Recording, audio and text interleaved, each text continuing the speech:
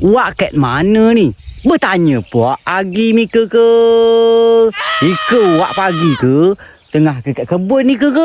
Ika kebun orang tua wak Ika ke punyanya.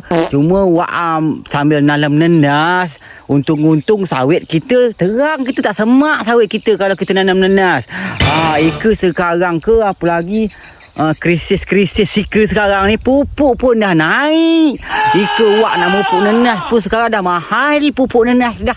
500 lebih. Wai, mak itu pupuk je. Ika wak baru siap nanam belakang-belakang tu.